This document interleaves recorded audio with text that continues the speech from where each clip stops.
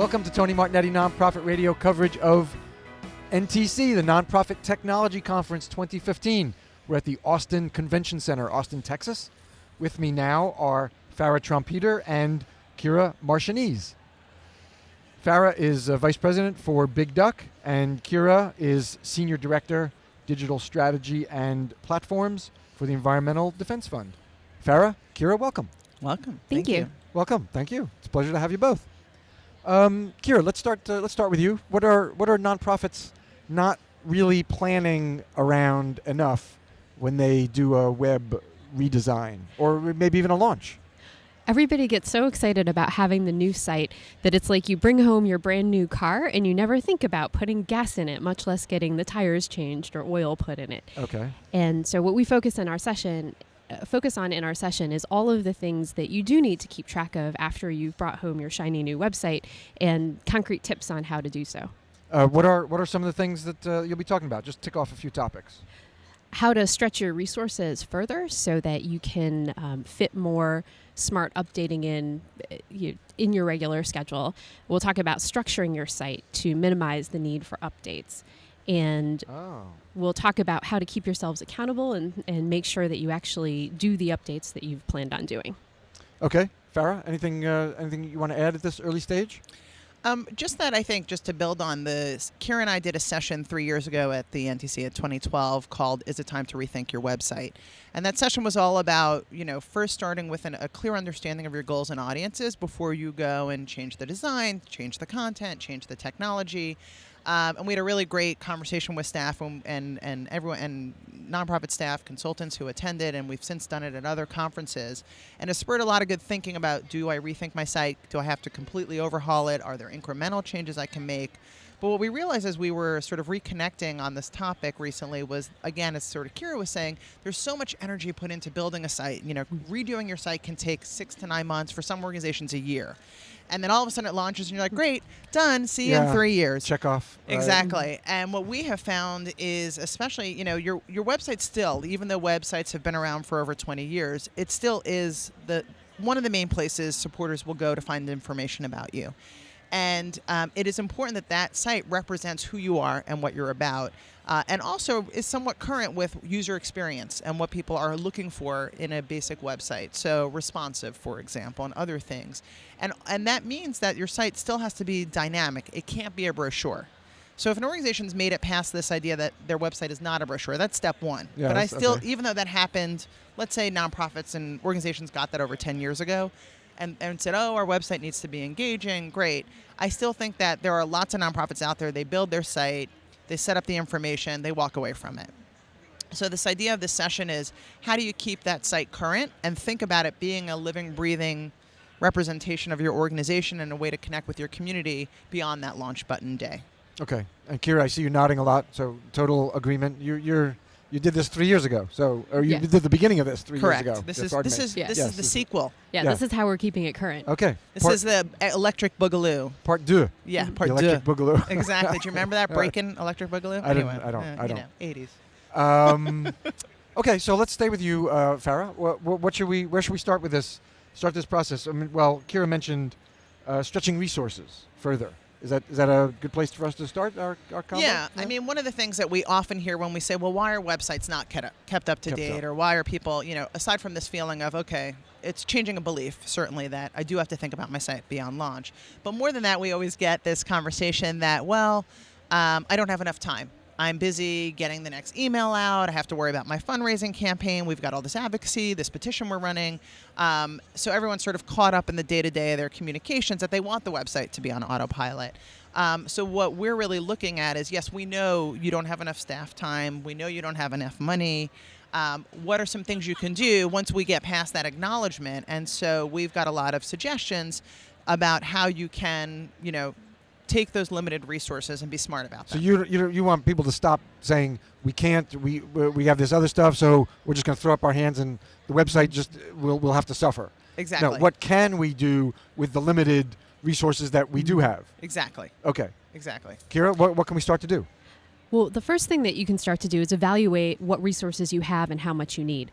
And so we'll go through a quick little math exercise. On our site, we have about 100 pages that need some kind of maintenance. They're not a press release or a blog post that has a date on it, and nobody ever expects those to be updated. We're talking about the page, the About Us page, our privacy policy, pages about certain projects that we're working on. Those need a little bit of care and feeding. And one of the first things you do is you say, well, if I've got 100 of those, and I think it's going to take a couple hours of time to get each of those updated, 100 times a couple hours, that works out to 5 weeks of solid work time. And is that reasonable? Do you have 5 weeks? Some organizations do, and that's great, and they're ahead of a lot of the rest of us. But a lot of us will say, oh, in 2 hours, that's really not enough to update this page because I'm going to have to talk with the program staff who manages the project, and then they're going to have to approve the changes that I make. And all of a sudden, you're like, man, that's 8 hours. So that's 100 days, and where am I going to find that 100 days? So in a lot of organizations, you never have that conversation, and you just have an out-of-date website and a stressed-out staff. Yeah. So the first thing that you can do is try to get at, well, why are we stressed out? Is it because we don't have enough help, and maybe we can hire a temporary writer to help us, get on top of this? Or have we just really taken on more than we can handle, and we need to reevaluate how many pages we have on the site? So if we can find a concrete place to start that conversation, we can start solving the problem. Yeah, Okay. I mean, one of the things that we were talking about is what does your website being out of date really look like? So that could look like everything from your board listing just doesn't, you added somebody on the board 2 months ago, but they're still not listed on your site. So that's kind of a minor out of date. But one of the things that drives me crazy is when I go to an organization's website and I see save the date for our upcoming conference in December 2011 or what. I mean, maybe that's a little exaggerated. But even just a month out. Exactly. And it's a couple weeks, it really looks bad. the next day I should see conferences from the pictures from the event. I should see what happened. I should see the tweets, the Storify, whatever it is. But I think when organizations say what's new, when you go to the what's new page and it's talking about things from 6 months ago, again, your donor, your activist, your participant is going to think you're not keeping things up, and then that will actually impact your reputation. Mm-hmm. So at Big Duck, we think a lot about your brand. So our angle on a lot of this is how can you use your website as a way to really continue to build a relationship with your supporter, your website visitor, whoever that is, and make sure that your website is just enhancing their perception of you and not eroding it. And so, when your website is out of date, it will start people they'll think a lot less of you. It's like coming by to your office and see that there's paint chipping on the wall. What else, anything you want to add to what Kira suggested about how to evaluate what the task is that's ahead of us? Yeah, I mean, I think Kira's laid out thinks about it so smartly, which is why I love presenting with her. We have a love fest, but I think it's great to think about what are the pages, how do we maybe minimize those number of pages we have to keep up to date, but then layering in, again, this idea of goals and audiences, coming back to that, which is saying, okay, let's say there are 100 pages. We've built the site. I can't change it. It is what it is. I only have 20 days and not 100. Let me then focus my 20 days on the 20 most important pages, and those most important pages are the ones that maybe get the most traffic, are most critical to any initiatives you're running, and are really the ones that your audience are looking for. Not necessarily the page that the executive director or the board chair tells you is most important, which is another conversation we're definitely going to get into. The board and senior leadership, right? They have their opinions as well. That becomes very difficult. Right. And even your own staff. One of the things that we'll talk about is that editors and writers really like making things that are new. And I won't forget the first time that my online writer realized that she's pushing the rock up the hill and it comes rolling back down and she's got to push it back up again. We got a page launch and she had really worked hard on it and it came out great. And I made the mistake of saying to her right after it launched, oh, great. And then the next time we come back and revise this page, we can look into this bit of it and we'll have data about that. And the look on her face, it was just, don't make me do it again. Yeah. I have to do that again. Yeah. And so it's not just the senior executives who are pushing us to do things that may not be really what's most needed. It's always fun to do something new, and it's not as fun to go back and redo something that you thought was done a year ago. Let's probe this a little deeper. When we're getting suggestions from boards, senior leadership, how do we manage that? Anybody? What? when their suggestions are misplaced Right. about priorities. It all goes back to what Farra said about goals and audiences. And if you've built a strong understanding with all of your stakeholders about what your priorities are and how you're going to connect with your audiences, then it's easier to go back to that as a foundation. And, if you can say, yes, I understand that this is important to you, and when we look at what people are looking at, there's a mismatch here. You can surface that and have that conversation with them. If you haven't reached that agreement, it's a lot harder to shift that conversation later. Yeah, and I think when they come to you and say, we want to change this page, just ask questions, why and who. Why do we need to change it? And who really needs this page updated? Who's looking for something new that's not already on there? And let me tell you a little bit, based on those thinking about the whys and the whos, what I think we should be focusing on. Now, at the end of the day, I can say all I want to say about that as a consultant, but you live in an organization, and sometimes you have to listen to the senior leaders. Yeah. But I think you can at least try and have a strategic conversation as much as possible. And you can set the agenda as well. We don't wait for our senior communications executive to find a page on the website that he thinks needs to be updated. We tell him, here are the pages that we've decided to focus on for the next 3 months, and here's what you're going to get from it. And so by framing the conversation, again, back to the goals and audiences, you can take more control of it. And being Interesting. proactive Okay. with that. I think the other thing I'm thinking about as we're talking, and we spoke again a lot about this previously, which is I think nonprofits have to make the shift of thinking about their website as a program, right? So, cool. You know what I mean? If you think about the programs you're putting out in the world, whatever those may be, whether they're in person, whether they're, whatever services you're providing, if you think about your website as a service you're providing, then maybe the idea of giving it, love and attention and care and feeding feels a little bit more comfortable. I think when people still think about their website as this, printed, like this static support tool. as a support tool, but not a living, breathing mechanism that can help advance your mission and connect with people. That's what we're really talking about. Excellent. I love that. I love that idea of thinking of it. It seems very as simple one of your to me. programs, Yeah. and it is so fundamental to Right. your reputation, Right. And reputation and brand and all Exactly. the things that we're thinking about. Exactly. Let's move to structuring the site to help to minimize updates. Who was Farra? You want to continue? Go ahead. I'll speak briefly, but I think Kira has a lot of great stuff Okay. to say here. I think, when it comes to when you're first structuring your site, it's important to think about what are the priorities that my audience is looking for. Again, not necessarily what the senior staff or any staff are looking for, but to really ask the questions. If you have an existing site, doing user testing, finding out really what the community wants from your website. Again, thinking about it as a program. And then once you've structured the site, again, asking those questions that, in 6 months from now, when we're looking at all those pages we have to keep up to date, have we done ourselves a disservice? Certainly, I'm not saying you should build your site in a way that it doesn't have to be updated. I think it's important, again, for that website to be a living representation of your organization, but maybe minimizing the number of pages that might have to get those updates. Okay. Yeah. Go ahead, Kira. And think about, too, what are the pieces of the site that need to be time sensitive and need to be up to date? If it's the description of, your mission around a particular project area, that's probably not going to change, and you should probably structure it in such a way that that part of the page is evergreen. And there might be things around it that change. There might be a little news box next to it that has blog posts and press releases saying the newest things about that program. But if you don't have to embed it all together so that you have to rewrite the entire text, every 3 months, you're going to save yourself a lot of time. Okay. Yeah. You must have other ideas about physical structure around time saving. Go ahead, please. So another one is, and this one is a little harder to explain without the screenshot in front of me, but what we used to do is, every page had a bunch of subpages, and anytime something needed to be updated on one of the subpage, you'd work on the subpage. It would be this longer, bigger piece, and then you'd have to go to the page that was above them, and you had all these updates in different places.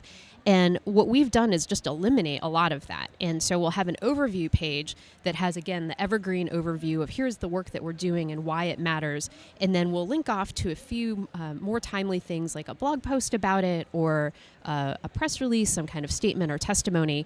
And when that piece ages, we just delete the link.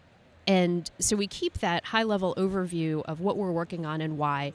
There are little supplementary pieces of it that give you a sense of what's going on right now, but we haven't built it in the structure of the site. We haven't created extra pages. We haven't, built it into the menu. And once you build something into the menu, that's really tough, because if you have 4 things in the menu, every one of them has to be updated. But if you can just have an overview page that refers to 4 things, you give yourself a lot more flexibility.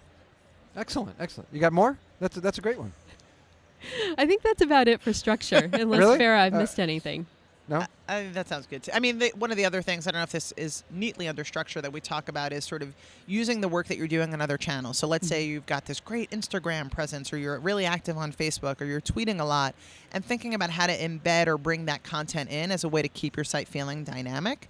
And what's the right places for those things? Where should that live on your site? How should it live on your site? That's another thing that we have people think about. Okay, so it's possible to have more than just the little box recent tweets. Exactly. What more can we do? I mean, you could just have the most recent tweet. You could, depending on how sophisticated your Twitter, your Twitter tweeting is, if you use specific hashtags, you can connect those hashtags to appear on specific program pages. Or bio pages if staff members are mentioned by name or by Twitter handle. Right. Oh, okay. Yeah, Excellent. so things like that. So just being like taking it up a notch, being a little bit more sophisticated with how you're bringing it in. But while we're talking structure, let's also go into deep structure, which is actually the platform that you're on. And this is another part of website updating. Now, see, I love this. I asked you before, and you kind of threw up your hands, and give her a minute. But it Come came on. back, and now it's come back. Now deep structure. Now we're getting deep. I love it. We're getting deep here. Nonprofit radio is deep. All right. So this goes into the category of invisible ways that your site can be out of date. You can come to my site and you can't tell easily if I'm running WordPress 3.7 or 4.2, but it matters. And if you fall too far behind on those updates, you open yourself up to security risks, as well as not being able to take advantage of the latest developments on your platform. And this is something that I think a lot of the content specialists just don't have on their radar. And it's something that you need to have a sense of how often your platform updates, which are the updates that are important for you to take advantage of, and then work with your vendor or your in-house team to make sure that you're sticking to a schedule and you're not falling too far behind. Yeah, I mean, I think websites have sort of 2 sides, right? There's the front end, which is what the user experience is, what the person sees, what they can tell is happening with your organization based on your site. Then there's the back end, which people love when I say back end. Then there is the back end. Well, it depends where they're headed. Right, exactly. No, I think you think people are thinking that because I've had people say it to me. Because your mind is in the gutter. Well, you have? Sometimes. I hear back end all the time. No, maybe I don't. I guess I don't evoke the same. Listen, my body's too feelings bootylicious. Okay, so on the back end of the website, we've got your content management system and your constituent relationship management system, and sometimes the CMS and CRM are lovingly integrated. Sometimes they are 2 or 20 different systems that are connected to your site, depending on how you have it set up. And it's important, again, to think about, as a staff, you're worrying about how those things work. And to Kira's point, you need to make sure you're paying attention to both sides of the equation. So that the site is not only, again, representing you well, but also doing all the work it can for you and supporting your fundraising, your outreach, whatever it might be, that you need those systems to be working well and up to the latest date of what they can do for you. Mm-hmm. Kira, when we did an overview, you mentioned accountability, keeping yourself accountable. What's this about? Well, once you decide that you are going to stick to a certain update schedule, I mean, it's like sticking to a diet, right? Who's going to be able to do that completely on their own without any sort of reminders or accountability? Some of us can, but most of us can't. And I can tell you one thing that definitely did not work for us, which was having the system send automated reminders.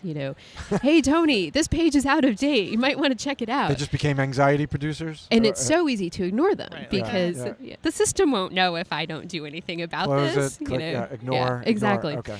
And so one of the things that we found is that in order to hold yourselves accountable, you really need a person to be part of that.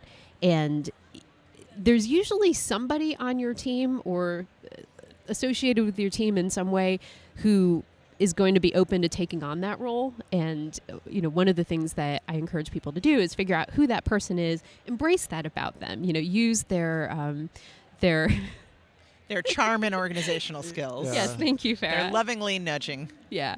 And, that's going to be the person who has all the spreadsheets and gets really anxious when deadlines are approaching. Like, you want that person sharing that skill with the rest of your team, because otherwise it's just too easy, like Farra was saying, in the press of all of your communications and email schedule and all of that, to just let this thing that feels not as urgent slide.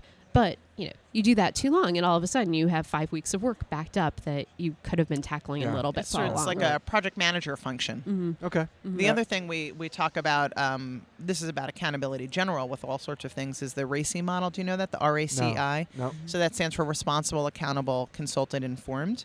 And the idea is that at the start of every project, you think about those different roles. So, for example, we may be accountable to the executive director, but they don't need to know.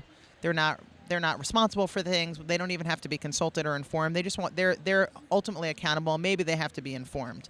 But the communications director has to be consulted, and then the communications manager is the person who's actually responsible for getting it done. So thinking about those different levels of where people have to weigh in, so that you're not, waiting on this. You've got this long list of pages. You have to go through 10 people.